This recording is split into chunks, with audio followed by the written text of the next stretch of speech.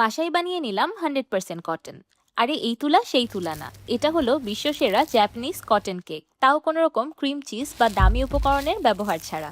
Coffee ফ্লেভারের Japanese cotton cake আমার মনে হয় না এর আগে কখনো কেউ বানিয়েছে। আসসালামু আলাইকুম everyone, I am chef Ishika, welcome back to আইফুড channel. Japanese coffee cotton cake বানানোর জন্য প্রথমে একটি মিক্সিং বলে ভেঙে নিচ্ছি 4টি রুম টেম্পারেচারে থাকা ডিম। আমি ডিমের সাদা অংশ আর কুসুমগুলোকে আলাদা করে নিয়েছি। এবার একটি হ্যান্ড বিটারের সাহায্যে ডিমের সাদা অংশটাকে বিট করে মেরাং তৈরি করে নিব। মেরাংটা তৈরি করার সময় 90 গ্রাম চিনি 3 বারে অল্প অল্প করে অ্যাড করতে থাকবো। বিট করতে করতে যখন মেরাঙে এমন স্টিফ পিক্স দেখা যাবে তখন বুঝতে হবে এটা একদম পারফেক্ট। তারপরও মেরাংটা পারফেক্ট হয়েছে কিনা এটা বোঝার জন্য আপনারা বোলটাকে এমন উল্টো করে 1 মিনিটের মতো ধরে রাখতে পারেন। যদি মেরাং বোল থেকে একটুও নড়াচড়া না করে তাহলে বুঝতে হবে এটা একদম পারফেক্ট। এবার একটি মিক্সিং বলে দিয়ে দিচ্ছি 150 গ্রাম পানি ঝরানো টক দই। আপনার ইচ্ছে করলে এখানে টক দইয়ের পরিবর্তে মিষ্টি দই বা গ্রিক ইয়োগার্টও ব্যবহার করতে পারেন। মিষ্টি দই বা গ্রিক ইয়োগার্ট ব্যবহার করলে চিনির পরিমাণটা আরেকটু কমিয়ে দিতে হবে। এবার দই দিয়ে দিলাম প্রথমেই আলাদা করে রাখা 4টি ডিমের কুসুম। এবার কুসুম আর দই একসাথে খুব ভালোভাবে মিক্স করে নিব। এবার অ্যাড করে দিলাম 20 গ্রাম তেল, 30 গ্রাম ময়দা আর 10 গ্রাম কর্নফ্লাওয়ার। শুকনো উপকরণগুলো আমি একটি চালনির সাহায্যে চেলে অ্যাড করেছি, আপনারা ইচ্ছে করলে ডিরেক্টলিও অ্যাড করতে পারবেন, তেমন কোনো অসুবিধা নেই। এবার অ্যাড করে দিচ্ছি 1 টেবিল চামচ ইনস্ট্যান্ট কফি। এবার আবারও সবকিছু একসাথে খুব ভালোভাবে মিক্স করে নিব। আচ্ছা, আমি যখন যে উপকরণটা ব্যবহার করছি সেই উপকরণের কাপের মাপ ভিডিও স্ক্রিনে লিখে দিয়েছি। মুখে গ্রামের মাপ বলছি আর ভিডিওতে কাপের মাপ লিখে দিয়েছি, যেন সবাই নিজের পছন্দ মতো মেজারমেন্ট ফলো করে এটাকে বানাতে পারেন। এবার আগে থেকে তৈরি করে রাখা মেরাং অল্প অল্প করে এই কফি ব্যাটারে অ্যাড করতে থাকবো আর একটি উইক্সের সাহায্যে মিক্স করে নিব।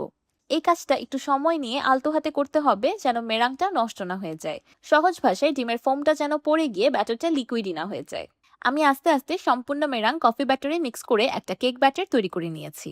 কেকটাকে বেক করার জন্য আমি 15 cm এর একটা রাউন্ড মোল্ড বেকিং পেপার দিয়ে আগে থেকেই রেডি করে রেখেছিলাম। এবার কেক ব্যাটারটা মোল্ডে দিয়ে দিচ্ছি।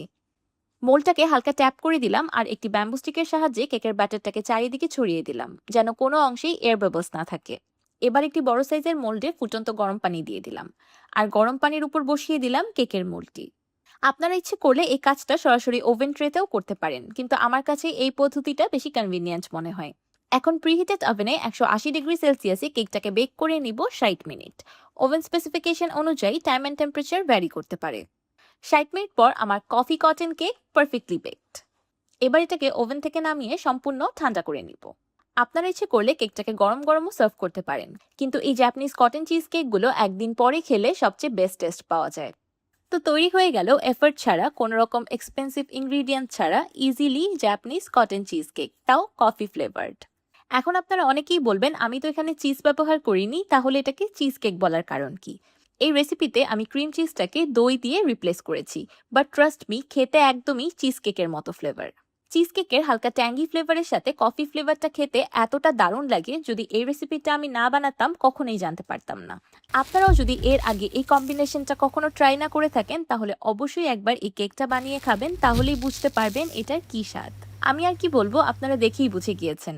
একদমই সফট ক্লাউডি তুলার মতো একটা কেক। আপনি কেকটার এক বাইট মুখে দিবেন, তুলার মতো জাস্ট গায়েব হয়ে যাবে। যারা ডায়েটে আছেন, ফ্রস্টিং, ক্রিম বা গ্লুটেন অ্যাভয়েড করেন, তারা কিন্তু খুব ইজিলি এই কেকটা বানিয়ে খেতে পারেন। এই কেকটা খাওয়ার জন্য কোনো রকম ক্রিম বা ফ্রস্টিং এর প্রয়োজন হয় না। যে কোনো ওকেশনেই কেক বানাতে হলে আপনারা এই জাপানিজ কটন কেকটাই বানাতে পারবেন কোনো রকম হ্যাসেল ছাড়া। আমার আজকের এই জাপানিজ কটন কেক রেসিপিটি আপনাদের কাছে কেমন লাগলো আমাকে অবশ্যই কমেন্ট করে জানাবেন। ভিডিওটি ভালো লাগলে একটি লাইক দিবেন আর আমার চ্যানেল সাবস্ক্রাইব করে আমার চ্যানেলের পাশেই থাকবেন। আল্লাহ হাফেজ।